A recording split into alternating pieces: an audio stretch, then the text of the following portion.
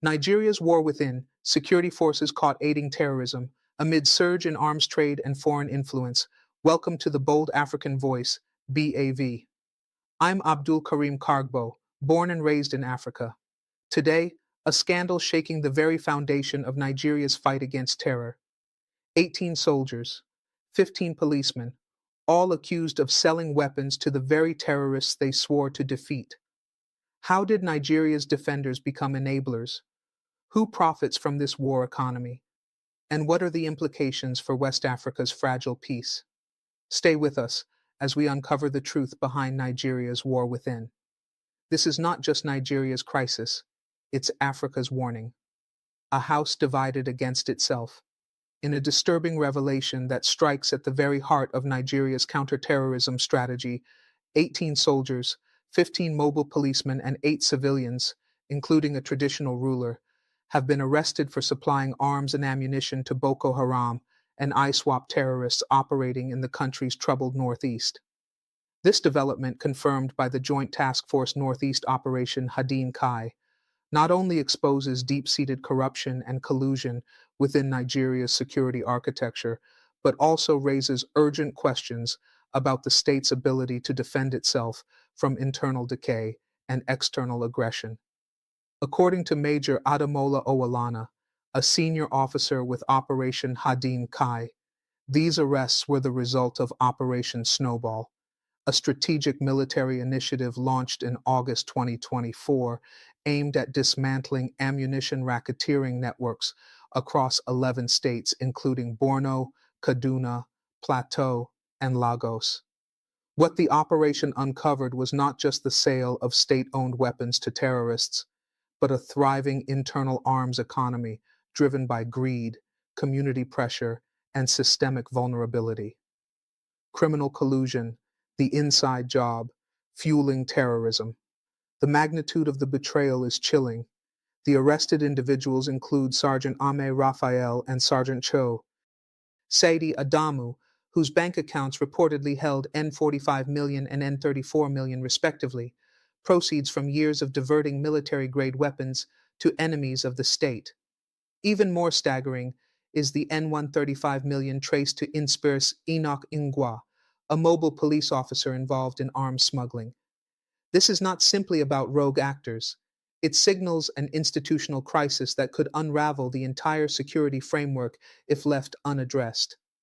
As Borno State Governor Babagana Zulum warned, the resurgence of terrorist attacks in the state is in part due to collaboration between some politicians, military officers, and terrorists. Key source: Daily Trust, May 2025. Foreign actors and high-tech terrorism. What compounds this internal sabotage is the disturbing admission by Major General Abdul Salam Abubakar, theater commander of Operation Hadin Kai, that foreign mercenaries, particularly from Pakistan, are now training terrorists in the use of high-tech warfare, including drones, surveillance equipment, and IEDs. The implications are staggering. Africa's most populous country is under assault not only from domestic insurgents, but from an international network of arms dealers, mercenary trainers, and ideological allies, turning the Northeast into a testing ground for asymmetric warfare. The increasing use of armed drones and advanced explosives shows that Boko Haram and ISWAP are evolving from ragtag militias into sophisticated fighting forces capable of undermining state stability. Africa-wide comparison, an echo of regional fragility. This crisis is not unique to Nigeria. Across Africa, countries are grappling with similar internal fractures and cross-border insurgencies. Burkina Faso has witnessed military officers staging coups under the guise of anti-terrorism efforts, yet arms leakages and human rights abuses have increased. In Mali and Niger, military juntas have blamed the West and ECOWAS for instability, but reports from Human Rights Watch and UNODC reveal local military collusion in trafficking and armed violence. In Cameroon, separatist rebels in the Anglophone regions have reportedly gained arms through corrupt officers within the army and customs services. Somalia, continues to struggle with al-Shabaab infiltration of security forces, according to UN Security Council reports, with weapons disappearing from government arsenals. These examples underscore a continent-wide pattern where state actors become indistinguishable from criminal networks. Counterterrorism becomes counterproductive. The welfare factor, poverty, pressure, and profit. One thread running through these betrayals is the socio-economic desperation of rank-and-file security personnel. Intelligence analyst Abdullahi Garba stressed the need for better welfare for troops. Before you punish soldiers for selling arms, ask what systems are in place to support them in one of the world's toughest deployments. Indeed, frontline troops endure grueling conditions, from harsh weather to inadequate supplies and delayed salaries, making them susceptible to lucrative offers from terror financiers. The Nigerian Army's recent efforts to improve welfare, including morale-boosting visits from top brass and the distribution of equipment, are commendable but insufficient, if not institutionalized. The information battlefield, media and public perception. The military's call for media collaboration, as echoed by General Abubakar, reflects a growing awareness that perception management is as vital as battlefield victories. By framing terrorism as a war against the Nigerian nation, rather than just against soldiers, the military seeks to rally national unity and restore public confidence. However, this must not be a guise for stifling press freedom. Transparency in trials of arrested officers, publication of audit reports on arms inventory, and independent oversight are necessary to counteract the erosion of trust. Looking ahead, what must be done? 1. Strengthen arms control and tracking systems. Nigeria must implement digital tracking systems for all military-grade weaponry, supported by satellite surveillance and AI-backed analytics. Countries like Kenya and Rwanda have piloted biometric-linked arms logging systems with some success. 2. Regional intelligence coordination.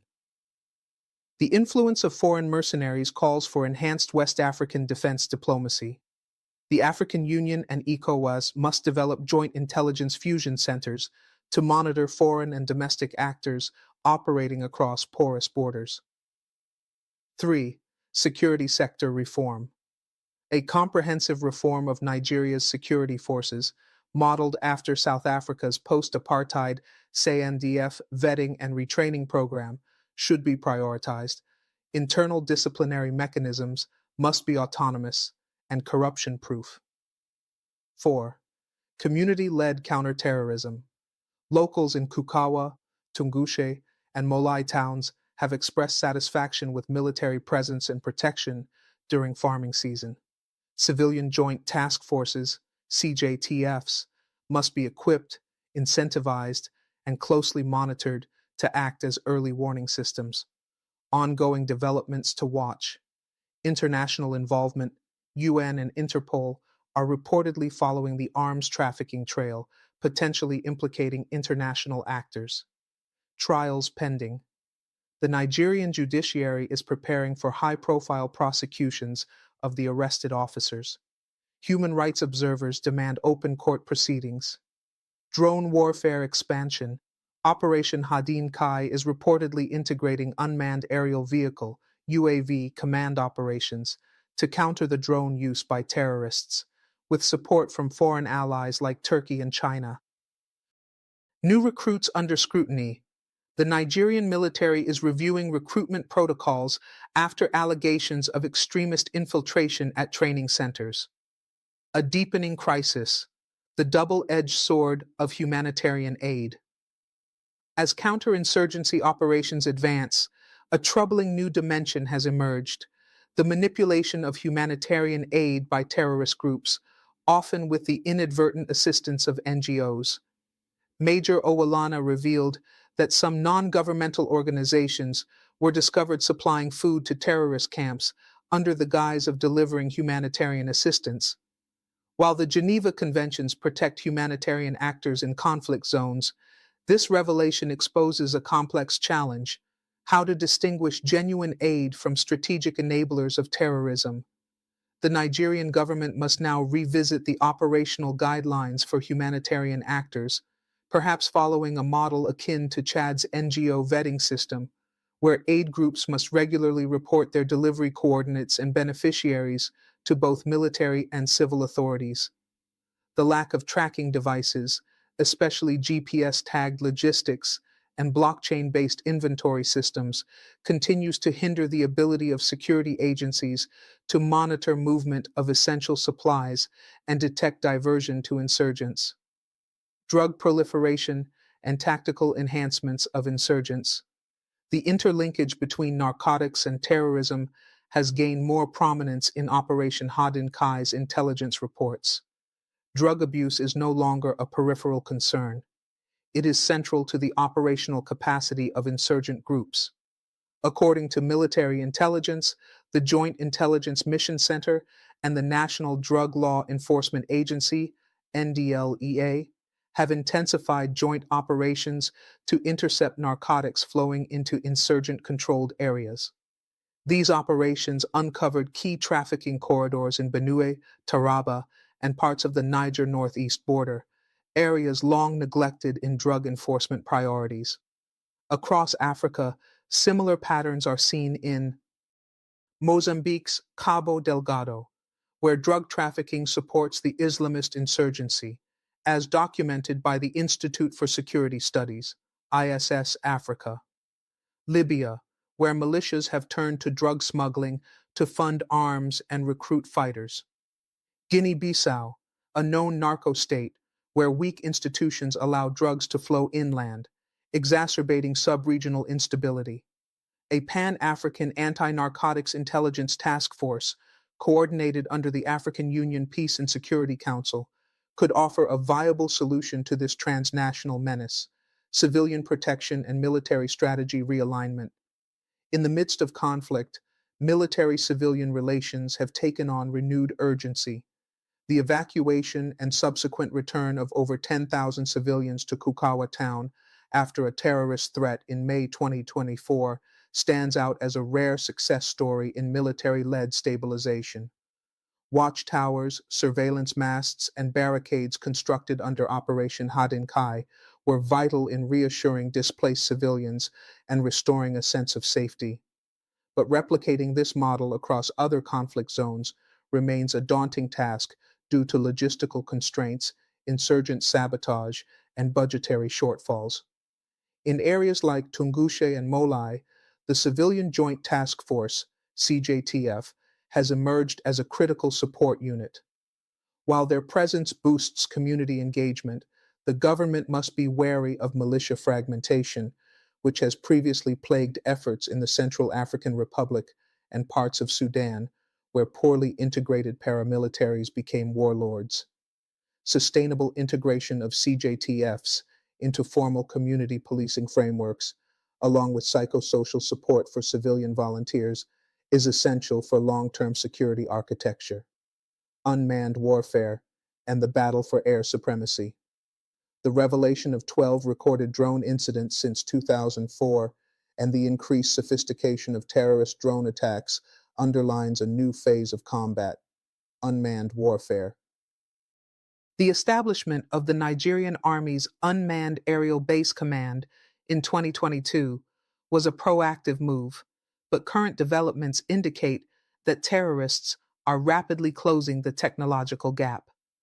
The presence of foreign mercenaries, including 4 confirmed Pakistani nationals involved in drone training and arms logistics, highlights the need for enhanced air defense systems and counter UAV, unmanned aerial vehicle capabilities. Nigeria can draw from Ethiopia's use of Turkish Bayraktar drones during the Tigray conflict and Rwanda's adoption of Israeli anti-drone technologies to bolster its theater-wide defenses. Moreover, collaborative drone surveillance with neighbors like Niger and Chad, both members of the Multinational Joint Task Force, MNJTF, could enhance regional aerial intelligence. Legal and ethical challenges in asymmetric warfare. A persistent dilemma in Nigeria's counterterrorism efforts is the treatment of non-combatants, particularly wives and children of terrorists. Brigadier General Adamu Ibrahim emphasized that, under international law, women and children who do not engage in active combat cannot be prosecuted as terrorists. This position aligns with Common Article 3 of the Geneva Conventions and the UN Convention on the Rights of the Child, but it creates friction in public discourse where demands for harsher penalties abound. Similar tensions exist in Somalia and Nigeria's neighbor Cameroon, where children of insurgents face ostracization and lack of access to rehabilitation programs.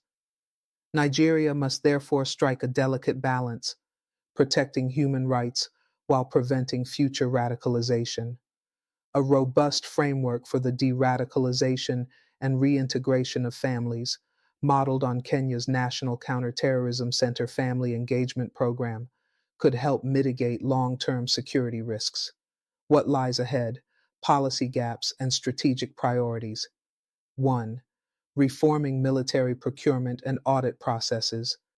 The ease with which arms were diverted from military stockpiles indicates loopholes in inventory control, procurement chains, and oversight mechanisms. Implementing real-time audit trails, digital armory logs, and third-party verification must become standard practice. 2. Regional and global arms control cooperation. Nigeria must push for renewed discussions on the ECOWAS moratorium on light weapons, which has lost momentum in recent years.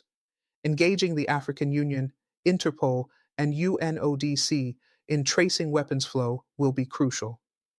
3. Legislative oversight and political will. The Nigerian National Assembly must play a more active role in military budget oversight and intelligence policy review. Independent parliamentary investigations into collusion claims, especially those involving politicians, can boost public trust. 4. Public education and national unity campaigns. Rebuilding confidence requires a nationwide awareness campaign emphasizing that the war is not between terrorists and the army. It is a war against Nigeria itself. The media, civil society, and faith-based institutions must be enlisted in this campaign. The international response: silence, concern, and strategic hesitation. The gravity of Nigeria's internal security crisis, now worsened by insider betrayal and external interference, has begun to attract measured international attention. Yet, global response remains muted, constrained by competing geopolitical priorities, diplomatic caution, and strategic ambiguity. While the United Nations Office on Drugs and Crime, UNODC, and Interpol have long tracked the spread of illicit arms across West Africa, neither has made a forceful public intervention specific to the latest Nigerian revelations. The African Union Peace and Security Council, AUPSC, too, has yet to issue a formal communique, despite its 2024 resolution emphasizing the urgency of combating arms proliferation across the Sahel. This subdued posture reflects a recurring dilemma in African conflict diplomacy: how to respond to internal state fragility without appearing to interfere in sovereign affairs. Nonetheless, the risks of inaction are rising.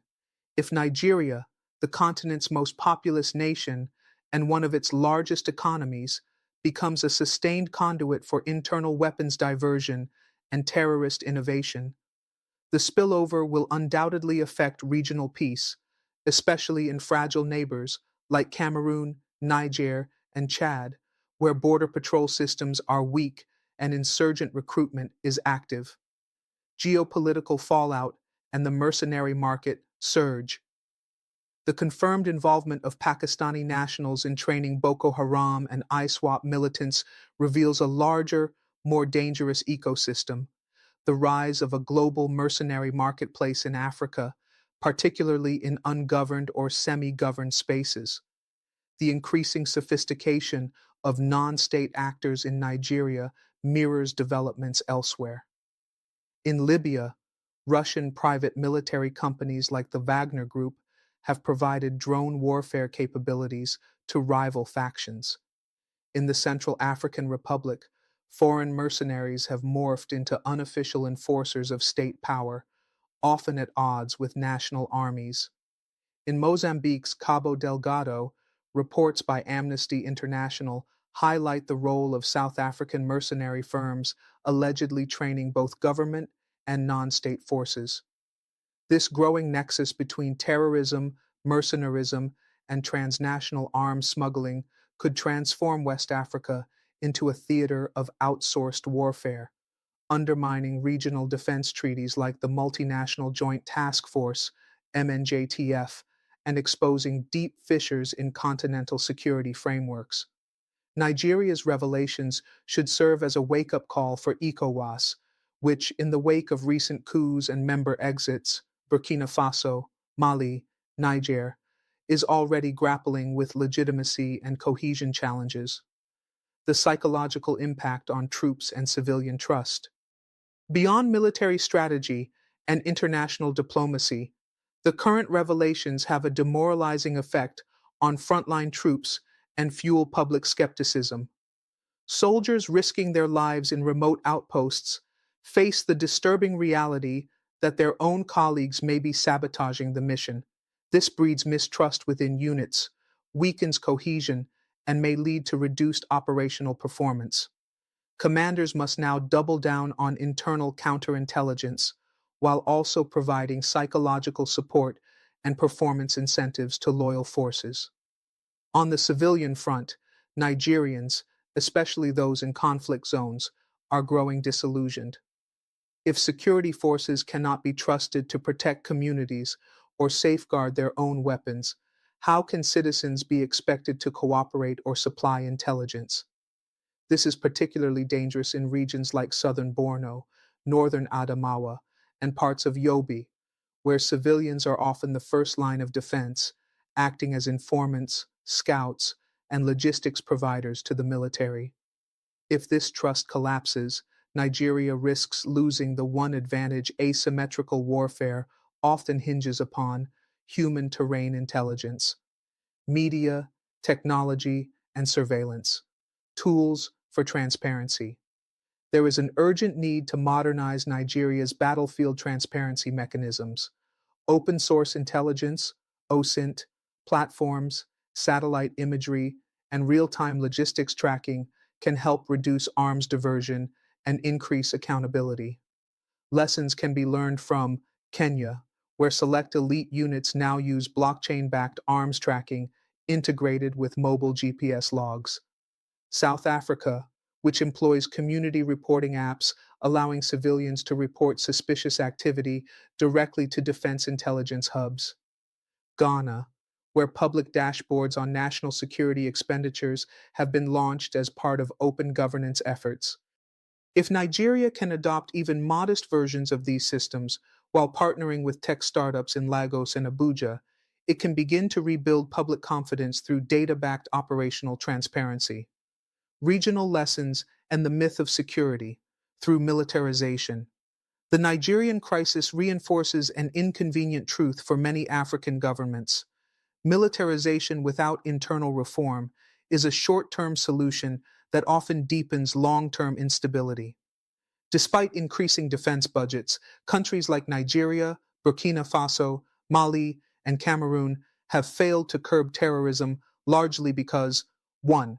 Security institutions remain politicized and corrupt. 2. Communities are alienated rather than engaged. 3. Intelligence is reactive rather than predictive. 4. Regional collaboration is weak and often underfunded. A regional strategy shift is required, from guns first policies to governance first frameworks. This includes rethinking everything from soldier welfare and arms procurement to military education and civil military relations. Faces of betrayal, profiling the key, suspects in Nigeria's security collapse.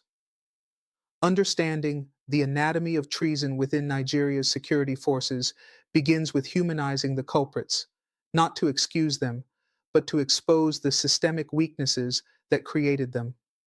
Among the most notable suspects is Sergeant Ame Raphael, identified as an armorer with the 7 Division garrison. Investigators revealed that he had been involved in diverting military arms since 2018, amassing over N45 million through illegal arms sales. Equally notorious is Sergeant Sadie Adamu, affiliated with the 3rd Division Ordnance Services, whose own operations allegedly began in 2022 and led to deposits exceeding N34 million in personal accounts.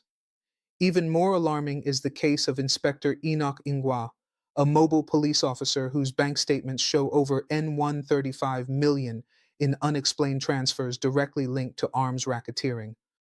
These figures indicate the presence of an organized, long-standing black market network, a parallel arms economy operating within the very institutions charged with protecting the state.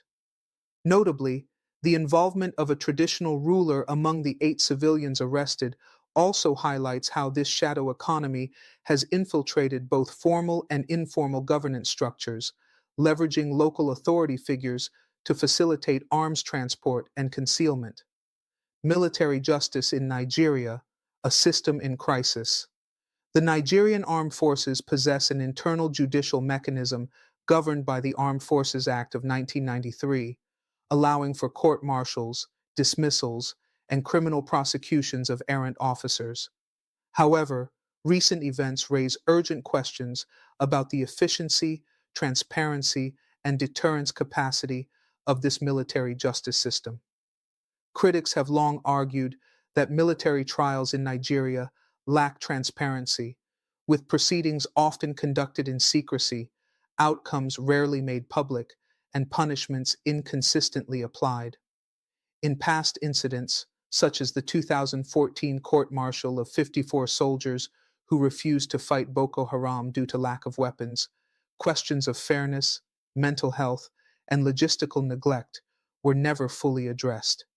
In contrast, South Africa's military ombud and Ghana's military tribunal system offer more open and civilian-inclusive models, featuring independent oversight, mental health evaluations, and post-trial reintegration programs.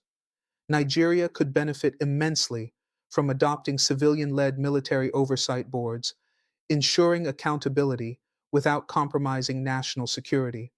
Community voices, echoes from the ground. From the insurgency-scarred towns of Bama, Konduga, and Gwoza, residents express a mix of outrage and weary resignation. Fatima Usman, a farmer in Molai, described how military protection had brought brief stability to their lives, but admitted her community often hears rumors that guns are being sold in the bush by people wearing the uniform. Similarly, a youth leader in Kukawa, Alhaji Sule Lawan, voiced concern that the real terrorists are those making money from this war while our children die in silence. Their sentiments underscore a hard truth. Military betrayal has civilian consequences, leading to a crisis of confidence in the state, worsening displacement, and eroding efforts to rebuild trust between armed forces and local populations. The Civilian Joint Task Force, CJTF, once lauded for community cooperation, is now under pressure, with some members demanding greater protection, recognition, and inclusion in formal security structures. Without such recognition, the CJTF may splinter, or worse, become a new hub for localized arms trafficking, as seen in past crises in the Niger Delta and Central African Republic. A continental mirror, reform models, across Africa. While Nigeria's situation is unique in scope, it is not isolated. There are instructive parallels across the continent. Rwanda successfully restructured its military after the genocide, focusing on patriotism, zero tolerance for corruption, and community policing integration. Liberia, with international support, undertook a complete demobilization and retraining of its security forces after the Civil War, ensuring that vetting mechanisms screened out war criminals and profiteers. Kenya has initiated biometric registration and live tracking of state weapons used by police and military, providing a possible model for Nigeria's ongoing efforts. Tunisia, in response to infiltration threats after the Arab Spring, created an elite internal watchdog within its army, trained and monitored by civil military liaison units. Nigeria could draw on these diverse frameworks to chart a hybrid model, emphasizing vetting and psychological screening, real-time logistics tracking, community embeddedness, military transparency through legislative oversight. The civilian-military divide, rebuilding the broken bridge. At the core of the crisis is the fractured relationship between citizens and the armed forces. Years of alleged abuses, corruption, and failures to protect vulnerable populations have left scars, many of which are now being deepened by the revelation that soldiers themselves may be aiding the enemy. To reverse this trend, Nigeria must institutionalize community engagement units within the army to liaise directly with traditional leaders, youth groups, and farmers. Launch a national reconciliation tour involving top commanders visiting affected communities to explain efforts, take feedback, and rebuild rapport. Promote a narrative of shared national defense, where citizens are seen not as passive beneficiaries, but as strategic partners in security. The war economy, terror as a business model. At the heart of Nigeria's protracted conflict lies a brutal truth. Terrorism has become a profitable enterprise, not just for insurgents, but for a segment of political elites, rogue security personnel, arms dealers, and wartime profiteers. The latest arrests of soldiers and police officers involved in arms trafficking are not merely acts of individual greed, they are symptomatic of a deeply entrenched war economy where violence generates income, power, and political leverage. This economy thrives on illicit arms circulation, facilitated by corrupt insiders and foreign mercenaries, extortion rackets in conflict zones, where both insurgents and rogue security actors exploit displaced civilians. Misappropriation of security funds, a long-standing issue evidenced in past audit reports of Nigeria's defense budget. Manipulated procurement contracts, where inflated military deals benefit politically connected contractors while troops go without basic supplies. This model of conflict is self-reinforcing. As long as key actors continue to benefit financially from instability, there remains little political will to enact meaningful reform or pursue sustainable peace. The biggest threat to Nigeria's security is not just Boko Haram or ISWAP, it is the nexus between war profiteers and weak state institutions.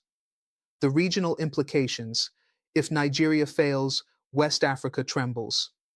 As the largest economy and population center in Africa, Nigeria's internal stability is central to the region's peace architecture. A destabilized Nigeria could have cascading consequences across the continent. Mass refugee flows into Cameroon, Niger, and Chad, all of which are already struggling with internal displacement and resource strain.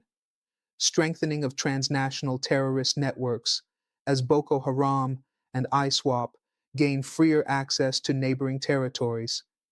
Increased arms proliferation along West Africa's porous borders, undermining ECOWAS peace missions. Disruption of trade corridors, especially the Lagos-Kano-Niger-Mali axis, which is crucial for landlocked Sahel economies. Recent history in the Sahel, marked by coups in Mali, Burkina Faso, and Niger, proves that insecurity, if unchecked, leads to political instability, economic decline, and institutional collapse. A weakened Nigeria would accelerate the unraveling of regional governance, placing the entire ECOWAS bloc at risk. The role of youth, civil society, and the diaspora. Amid these grim realities, hope lies in Nigeria's vibrant youth population, civil society networks, and its influential diaspora. From social media watchdogs to investigative journalists, from legal advocates to local vigilante groups, the non-state sector has shown immense courage in exposing corruption, demanding reform, and defending democracy. To complement state efforts, civil society must advocate for arms transparency legislation, compelling the publication of military procurement records and operational audits, support whistleblower protection laws to shield insiders who expose corruption within the military and police, strengthen community police relations, ensuring that local leaders become stakeholders in neighborhood security. Meanwhile, the Nigerian diaspora, especially in the UK, US, and Canada, can leverage their networks, expertise, and influence to push for international support in security sector reform, anti-money laundering investigations, and peace-building partnerships. Final reflections, lessons for the continent, advice to African leaders. 1. Clean your own house before deploying soldiers. Internal vetting, integrity tests, and welfare reforms are critical to ensure your armed forces serve national interests, not criminal syndicates. 2. Rebuild public trust through transparency. Publish detailed security budgets, audit reports, and progress updates. Secrecy fuels suspicion. Openness restores confidence. 3. Strengthen continental intelligence coordination. Terrorist threats do not respect borders, neither should your counterterrorism strategies. Collaborate, share data, and adopt joint responses. 4. Invest in the soldier beyond the battlefield. A well-fed, well-trained, and respected soldier is less likely to betray the state. Welfare is not a luxury, it is a frontline defense. 5. Prioritize peace over politics. Avoid weaponizing conflict for electoral gain. Insecurity is not a political opportunity, it is a national emergency. Summary of key messages. Nigeria's internal security is facing systemic betrayal, with dozens of soldiers, police, and civilians arrested for supplying arms to terrorists. Foreign mercenaries are training insurgents in high-tech warfare, including drone operations, raising the stakes of the conflict. A war economy thrives on conflict, feeding off corruption, mismanaged procurement, and political collusion.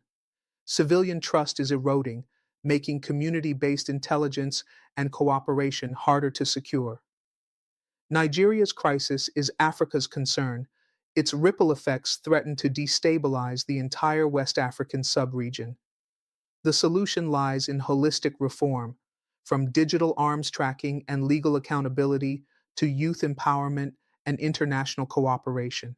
Thank you for watching The Bold African Voice, BAV. You've heard the facts, the analysis, and the voices from the ground. Now we ask you, what kind of Africa do we want to build? An Africa where the guardians of peace become arms dealers, or one where justice, accountability, and reform lead the way? If this story moved you, like, comment, and share. Hit subscribe and tap the notification bell so you never miss a broadcast from the Bold African Voice, BAV. Together, let's demand better.